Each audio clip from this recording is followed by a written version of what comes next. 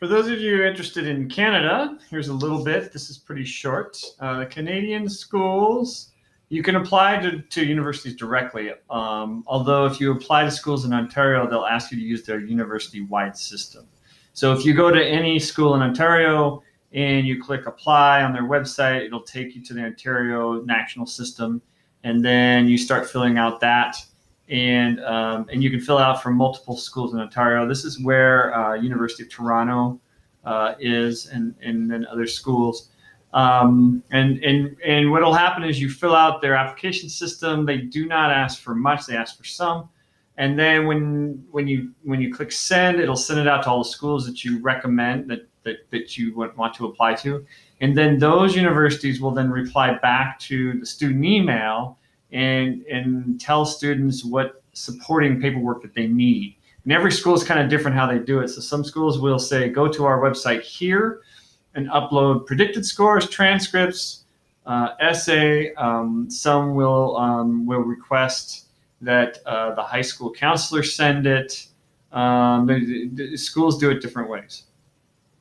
In terms of the system, what they look for, the IB scores are probably the most important. You have to send a predicted usually have to send predicted grades. They don't need SAT scores, but you want to check to make sure that they don't need them. Most do not need them, but it depends on the area of study that you pick. Some more technical, like engineering, may want to see an SAT score, but double check on that. Usually they don't, but again, it depends. Most of them do not. And then they may want an essay or recommendation, but usually not. Canadian system is, in terms of how they do education and what they look like, they're very similar to U.S. universities. But in terms of applying, they don't ask for as many pieces of information as the U.S. And what's included in the application, the paperwork that they want, may depend on the area that you want to study.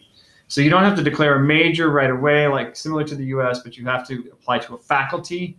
And then that faculty may ask for different information than other faculties would. Let me show you really quick a good website that I recommend to students. It's EduCanada. Lots of information from scholarships to the programs to living and working to immigration. It has a search. Probably the hardest thing about Canadian for students is searching. There aren't that many universities. It's like 64 universities to the whole country, but it's difficult to tell kind of the difference between them.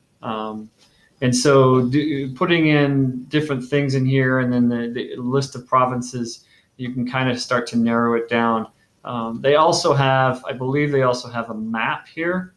Yeah, map of colleges and universities. And so you can kind of take a look at where the universities and colleges are and pick by that. So that geographically can kind of help you. And so, for example, if you wanted to look at, there's a lot of universities right in this corridor here. This is where Ontario is. There's not much up north, but all along here. So University of Toronto, just they're all kind of packed in there in that same space.